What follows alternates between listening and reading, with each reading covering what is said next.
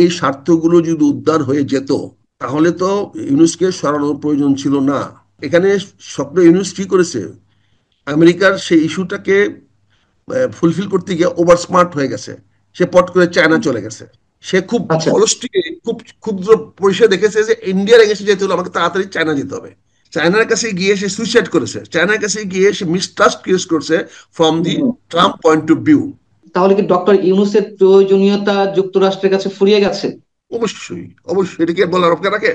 এটা কি আপনি এখনো এটা নিয়ে চিন্তা করেন? আপনি ডক্টর ইউনুস সাহেব একটা জাতীয় ক্লাউন ও বান্দর বাহিনী বানিয়ে দিয়েছে ডক্টর আলী রিয়াজের নেতৃত্বে, এবং কতগুলো বান্দর যারা বিভিন্ন সময়ে তাদের রেকর্ড, পাস্ট রেকর্ড দেখেন, কারো গুড রেকর্ড নাই। একটা সিঙ্গেল লোকে গুড রেকর্ড নাই। দে আর কন্ট্রোভার্সিয়াল পিপল। তাদের কোনো জনভিত্তি নাই। এই ক্লাউনগুলো এখন নিজেদের ফেস সেভ করার জন্য 1 মাস সময় নিয়েছে, because they could not finish anything. এবং এদের কথা ছাড়া ইলেকশন ডিক্লেয়ার হয়ে গেছে। So this has become redundance. সংস্কার আনবে 3 জন লোকে, বিএনপি, জামাত, এনসিপি। এর বাইরে সংস্কার কেউ নাই। আর যদি সার্বজনীন করতে চান, সবার সঙ্গে নিতে চান, তাহলে সেখানে আওয়ামী লীগকে নিয়ে আসতে হবে। আমন্ত্রণ জানাচ্ছি প্রিয় দর্শক, মানচিত্রের নিয়মিত আয়োজন কথোপকথনে। আগামী ফেব্রুয়ারিতে একটা সম্ভাব্য তারিখ ঘোষিত হয়েছে। প্রধান উপদেষ্টার সাথে সাথে নির্বাচন কমিশনের পক্ষ থেকেও বলা হয়েছে যে প্রথমার্ধের দিকে নির্বাচন হতে পারে। কিন্তু তারপরও মানুষের মধ্যে এক ধরনের সংশয়, দ্বন্দ্ব, নানান বিষয় কাজ করছে যে আদৌ নির্বাচন হবে কিনা, কিংবা হলেও কতটুকু নিরপেক্ষ হবে। এবং একই সঙ্গে আমরা দেখলাম যে জাতীয় ঐকমত্য কমিশনে যে সংস্কার নিয়ে বৈঠকগুলো চলছিল, এখনো পর্যন্ত ঐকমত্য প্রতিষ্ঠা না হওয়ার কারণে সেটির মেয়াদ আরো এক্সটেনশন করা হয়েছে। আসলে সব মিলে কি হতে যাচ্ছে, এসব বিষয় নিয়ে আমরা কথা বলবো। এই বিষয়ে নানান মহল থেকে, নানান পর্যায় থেকে এমন একটি সংশয়, সন্দেহ উত্থাপিত হচ্ছে যে আদৌ বাংলাদেশে এই মুহূর্তে কোনো নির্বাচন হবে কিনা ডক্টর মোহাম্মদ ইউনূস সরকারের অধীনে। আপনিও কি একই সুরে সুর মিলাতে চান, নাকি আপনার কোনো ভিন্ন ব্যাখ্যা রয়েছে? ধন্যবাদ পান্না ভাই, ধন্যবাদ। আপনার অগণিত দর্শক শ্রোতাদেরকে সবাইকে সালাম জানাই, আসসালামু আলাইকুম। যে যেখানে আছেন ভালো থাকবেন, সুখে থাকবেন, শান্তিতে থাকবেন। আমার একটা নতুন পরিচয় সংযুক্ত হয়েছে, যেহেতু আমি কোনো দলভুক্ত নই। আমি একজন ক্ষুদ্র রাজনৈতিক ক্ষুদ্র কর্মী। না, সেটা আমার, তো সবসময় আছেন, সবাই জানেন, হ্যাঁ, সবাই জানেন। একজন রাজনৈতিক ক্ষুদ্র কর্মী, এটি এখন আমার মূল পরিচয়। এই জন্য বললেন না যে আপনি খুব আপনি ডিউটি থাকি কোনো আমি। নতুন রাজনৈতিক দলে যুক্ত হয়েছেন? না, আমি রাজনৈতিক দলভুক্ত নই, কিন্তু রাজনৈতিক কর্মী। আচ্ছা, সেটা রাজনৈতিক তো আমরা দলের সবাই কর্মী। জানি। আমি আপনি শুধু রাজনৈতিক কর্মী দল, নয়, আপনি সাবেক আমি, সংসদ সদস্য বটে। না না, আমি এই যে রাজনৈতিক কর্মী, এই জন্য আমার পরিচয়টা কিন্তু দেখেন, নির্বাচনটা নিয়ে আমাদের অনেক সন্দেহ ছিল।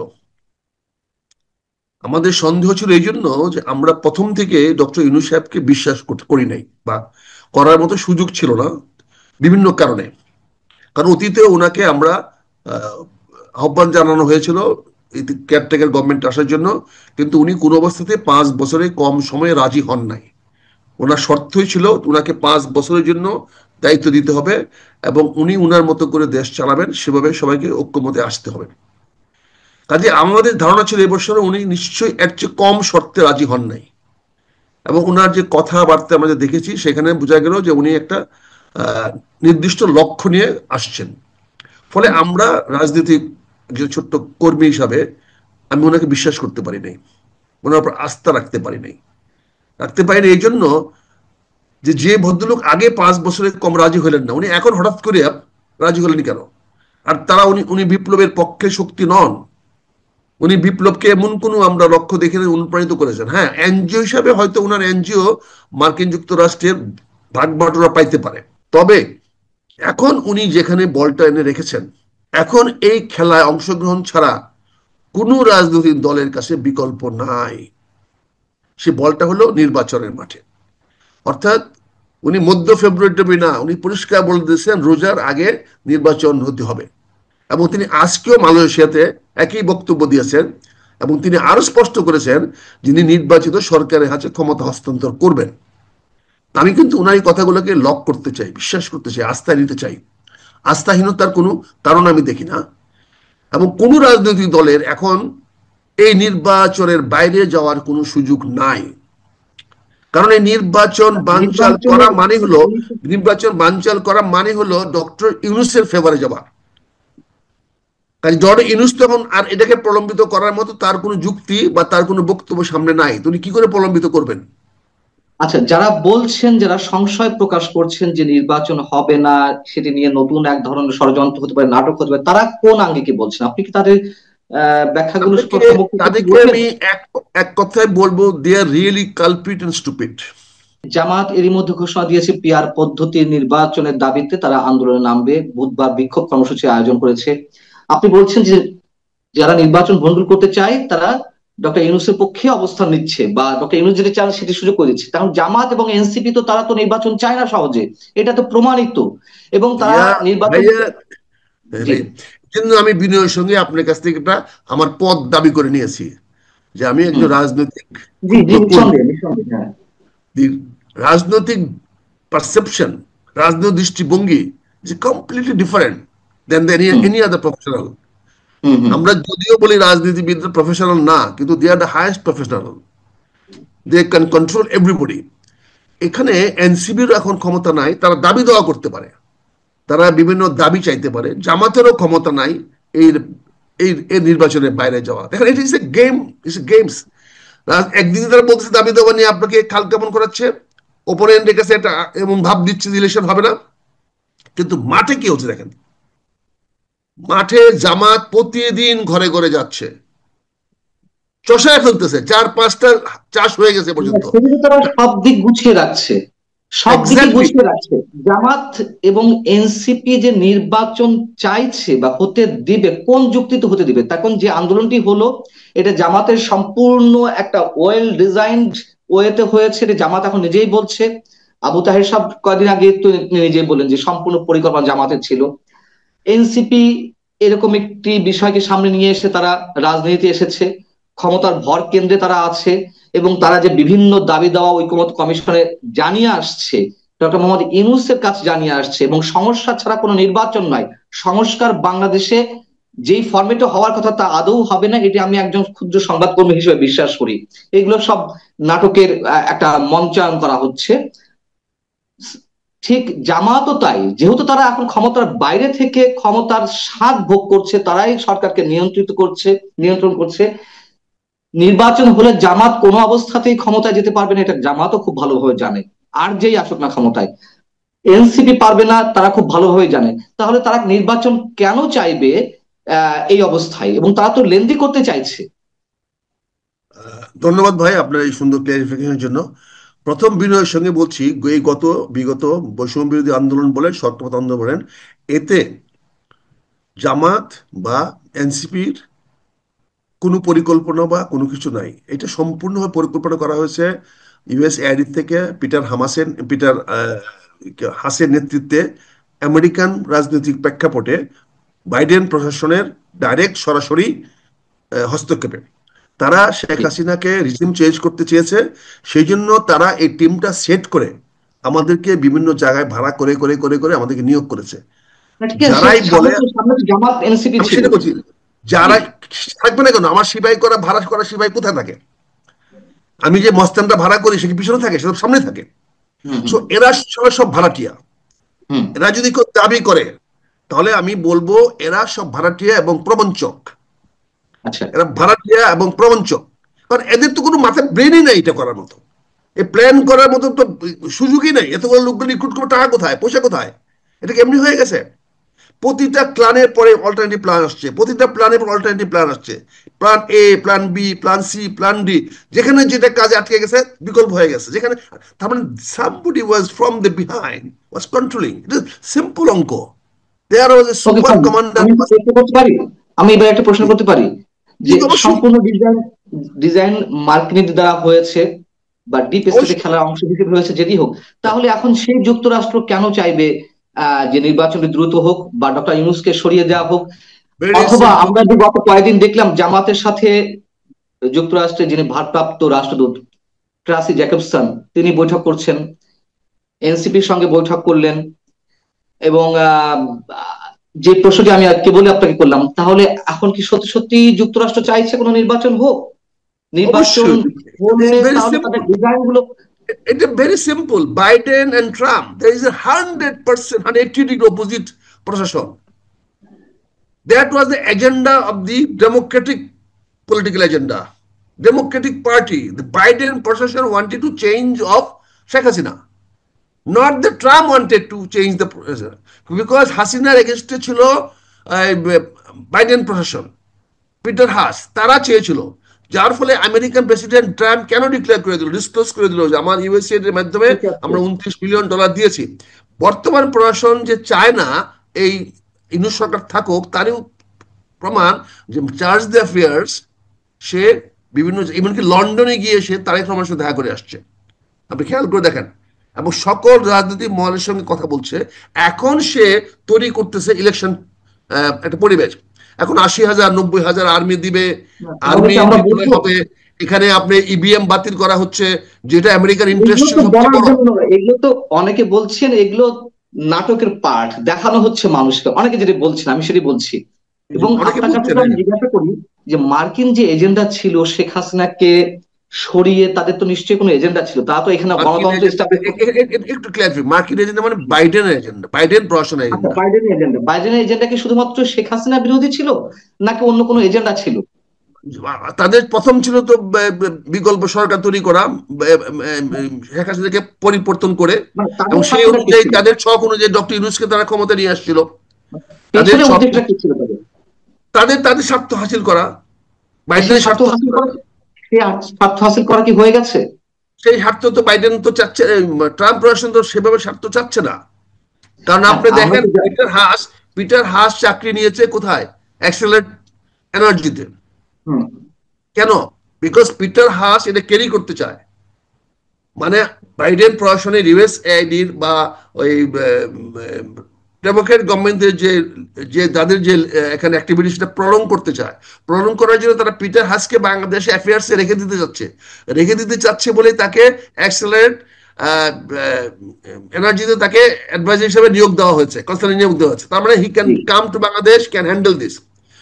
বিষয়টা হলো, আমি যেটা বলছি ভাইয়া, বিষয়টা হলো যে ডক্টর ইউনূস এর কে এখন এই মুহূর্তে ওয়েস্টার্ন সহ, ইন্ডিয়া সহ, আমেরিকা সহ এবং চীন সহ কেউ তাকে এখন রাখতে চাচ্ছে না, এই জন্য যে সে লেজিটিমেসি হারিয়ে ফেলেছে। সে 1 বছরের মধ্যে সে তার তার তার সরকারের যে আইনগত ভিত্তি সে তৈরি জি। করতে পারে নাই। না পারার আমি কারণে একটু এখানে আমি একটু বিনয়ের সঙ্গে প্রশ্ন করি, আপনি শিওর যে শিওর কথাগুলো বলছেন আপনি তো সবসময় গভীরে গিয়ে কথা বলেন, ঠিক আছে, কিন্তু এই আমি মুহূর্তে যেটা চেষ্টা করি, বলছেন হ্যাঁ। আমার কাছে মনে হচ্ছে যে এটা আমরা উপরিভাগে আলোচনা করছি কিনা, যে লেজিটিমেসি হারিয়ে ফেলেছে, বৈধতা হারিয়ে ফেলেছে, এই জন্য কেউ চাইছে না। গণতন্ত্রর সবক যারা দেন বাংলাদেশের ক্ষেত্রে, অন্তত তৃতীয় বিশ্বের রাষ্ট্রগুলোতে, তারা কি আসলেই গণতন্ত্র প্রতিষ্ঠা করতে চান? তারা কি আসলেই মঙ্গল চান, নাকি তাদের নিশ্চয়ই কোনো স্বার্থ রয়েছে? এবং যেই স্বার্থের জায়গা থেকে ফর্মার প্রেসিডেন্ট বাইডেন, তিনি যেই উদ্দেশ্য নিয়ে শেখ হাসিনা সরকারের পতন ঘটিয়েছিলেন, সেই একই উদ্দেশ্য তো মার্কিন অন্য প্রশাসনেরও থাকবে, ট্রাম্প প্রশাসনেরও থাকবে। তাদের নট মূল নেসেসারি, উদ্দেশ্য নট মার্কিন নট স্বার্থ। না না, নট নেসেসারি। এখানে দেখেন, নট নেসেসারি। ডক্টর ইউনূস ট্রাম্পের পার্সোনাল এনিমি। এখানে খেয়াল করে দেখেন কতগুলো, ডক্টর ইউনূস ইজ এর পার্সোনাল এনিমি, আর Sheikh Hasina was a personal enemy of Biden প্রশাসন। পিটার হাসদের ডাইরেক্ট শত্রু ছিল শেখ হাসিনা, বিকজ শেখ হাসিনা তাদের কোনো পাত্তা দিচ্ছিল না এখানে বাইডেন। কিন্তু ট্রাম্পের এগেনস্ট ইলেকশনে ইয়া হিলারি ক্লিন্টন ইনভলভ ছিল, এবং ইউনূস সাহেব টাকা দিয়েছে, ফান্ড করেছে বাইডেন ইলেকশনে। ফলে ট্রাম্প তাকে চাইবে না বলে সে এখন কিভাবে চেঞ্জ করে, এখন তো একটা রিজিউম চেঞ্জ না, তো একটা আন্দোলন কিছু হবে না।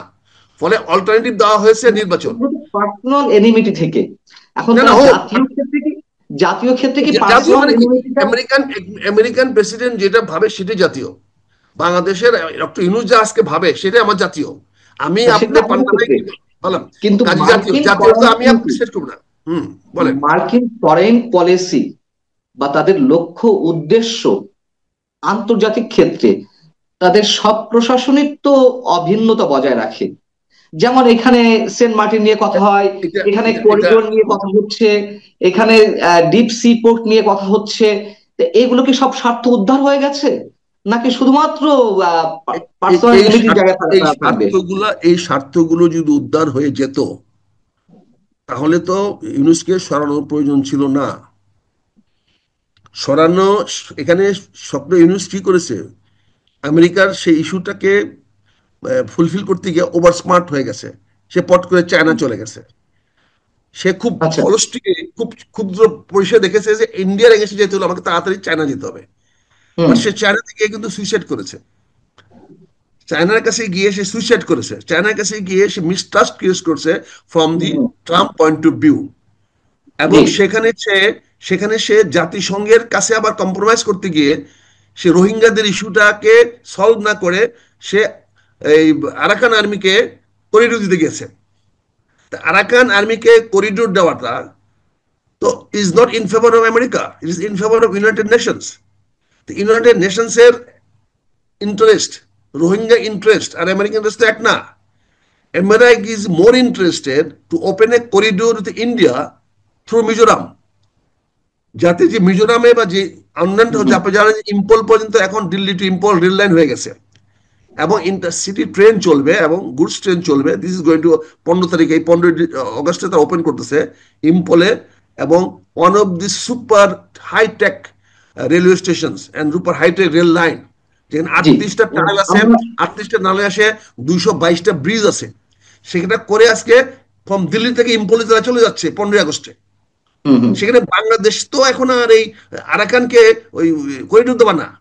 এখন ওই জায়গাটা একটা আলাদা একটা স্টেট তৈরি করে রোহিঙ্গাদের কে এখন আর ইস্যু না, ইস্যুটা হলো এখন রাখাইন স্টেট, রাখাইন স্টেট তার করে মানে মিজোরামের সঙ্গে কন্ট্যাক্ট করা, এবং সেটার আমি মাধ্যমে কি তাহলে স্মৃতি আমি বন্দরকে যদি স্মৃতি বন্দরকে ইম্পলের সঙ্গে কানেক্ট করা। স্মৃতি আমি যদি বন্দর আপনার যদি কথার সূত্র ধরেই প্রশ্ন করি, তাহলে কি ডক্টর ইউনূসের প্রয়োজনীয়তা যুক্তরাষ্ট্রের কাছে ফুরিয়ে গেছে? অবশ্যই, অবশ্যই, এটা কি আর বলার অপেক্ষা রাখে? এটা কি আপনি এখনো এটা নিয়ে চিন্তা করেন? আপনি আপনি এখনো এটা নিয়ে চিন্তা প্রশ্ন করেন? তো হচ্ছে, জি। না না, না আপনি না, এখনো প্রশ্ন কি তো এটা হচ্ছে। চিন্তা আমার কাছে? হ্যাঁ, উনার উনার উনার এখন একটি মাত্র ক্রেডিট, যে কারণে উনি এখনো আছেন এবং আল্লাহর রহমতে থাকবেন, সেটা হচ্ছে যে উনি ইলেকশন ব্যাপারে একটা প্রম ডিসিশন নিতে পেরেছেন। হুম। ওনাকে নতুন লাইফ দিয়েছে এই যে ইলেকশনের ব্যাপারটা। উনি কিন্তু ইলেকশনের ব্যাপারে কিন্তু উনার ইন হাউস সাপোর্ট পান নাই, সাপোর্ট পান নাই বলে এখনো দেখেন যে অ্যাডভাইজাররা কিভাবে কথাবার্তা বলতেছে বা প্রশাসন কিভাবে কথা বলতেছে। আপনি ইন হাউস পান নাই বলে কিন্তু আজকে ওই দুর্নীতিবাজ বলা হচ্ছে প্রশাসন থেকে। ইন হাউস সাপোর্ট পান নাই বলে কিন্তু আজকে সরকারি কর্মচারীদেরকে ঢালাওভাবে দুর্নীতিবাজ বলা হচ্ছে। এবার এক দুর্নীতিবাজ কর্মচারী আরেক দুর্নীতিবাজ কর্মচারীকে দুর্নীতিবাজ বলতেছে অফিসার্স ক্লাবে বসে। চিন্তা করো, জি। অফিসার্স ক্লাবে বসে অফিসে গালালি করা হচ্ছে, সিনিয়র অফিসারদের গালালি করা হচ্ছে। তার মানে কি? অর্থাৎ ডক্টর ইউনুস সাহেবের command over the secretariat, over the adviser has drastically reduced. উনি যেহেতু ইলেকশন ডিক্লেয়ার করে দিয়েছেন, এবং এটা সবাই ভাবতেছে ডিক্লেয়ার করে দেওয়াতে এটা বিএনপির ফেভারে গেছে। অ্যাপারেন্টলি মনে হচ্ছে বিএনপির ফেভারে গেছে, কিন্তু আলটিমেটলি আপনি যেটা বলতেছেন যে জামাত ক্ষমতায় আসবে না, জামাত ইজ এ সো অর্গানাইজড। আমি সারপ্রাইজ হব না যদি জামাত 150 না পাক, কাছাকাছি সিট যদি পেয়ে যায়, বা আমি ব্রুট এই বিষয়ে শেষ বুট কোশ্চেন করতে মেজরিটি না চাচ্ছি। হয়েও, বুট মেজরিটি না হয়েও সিঙ্গেল মেজরিটি হয়ে যাওয়ার সম্ভাবনা ইসলামিক দলগুলোর আছে। এই সম্ভাবনা উড়িয়ে দিয়েন না। বিএনপি কে মানে গত এক বছর যতটুকু ক্লিয়ার। ধ্বংস করা হয়েছে, ক্ষতিগ্রস্ত করা হয়েছে, সেখানে কিন্তু প্রতিটা প্রার্থী বিএনপির এখন প্রশ্নবিদ্ধ। They have the money, they have the work, তাদের অর্থ আছে, তাদের জনবল আছে, না, তাদের বিশাল সেটা কি কর্মী বাহিনী ক্লিয়ার আছে। ক্লিয়ার একটা সেটা কি নির্বাচনকে ক্লিয়ার সফল ক্লিয়ার করার জন্য মেসেজের যার মাধ্যমে? দরকার, বা একটা নির্বাচনকে সফল করার জন্য যার দরকার, তার বলতে পারি আমার 95% রসদ জামাত, একমাত্র জামাতের আছে। না, বিএনপির জামাতের বিএনপির অর্থ বহন জনমত আছে, করতে যা। বিএনপির জনমত আছে, বিএনপির প্রচন্ড জনমত আছে, কিন্তু জি। সেই ধান কেটে ঘরে আনার মতো কামলা নাই। দুঃখের সঙ্গে বলছি, আপনার অনুষ্ঠানের মধ্যে বলছি, বিএনপির 300 কামলা নাই, বিএনপির ধানের শীষকে গুলায় আনার মতো কামলা নাই। সবাই বিভক্ত, কোনো একটা জায়গায় একক প্রার্থী নাই, না, ইনক্লুডিং আমার আমার প্রশ্ন হচ্ছে আগে মহাসচিবের, ইনক্লুডিং আমার মহাসচিবের, ইনক্লুডিং মির্জা আব্বাসের, ইনক্লুডিং এনিবডি, কারো একক প্রার্থী তালিকা নাই। তার বিরুদ্ধে প্রার্থী আছে, এবং সুযোগ পেলে তারা সেখানে আমি আমি দুটো তার কোশ্চেন বিরুদ্ধে করবো, কাজ করবে। আমরা শেষ করবো। দুটো কোশ্চেন খুব ছোট ভাবে অ্যান্সার নিতে চাই আপনার কাছ থেকে। এক হচ্ছে জামাত তাহলে ক্ষমতা আসার একটি সম্ভাবনা আপনি দেখছেন, সেটা কি ফ্রি অ্যান্ড ফেয়ার ইলেকশনের মাধ্যমে নাকি সেরকম কোনো ম্যাটিকুলাস ডিজাইনের মাধ্যমে? আর দ্বিতীয় কোশ্চেন হচ্ছে, যেই জামাত 2008 সালের হিসেবেও হয়তো ভোটের পরিসংখ্যানে তার দেখা যায় 6 থেকে 7 শতাংশ, খুব বেশি হলে।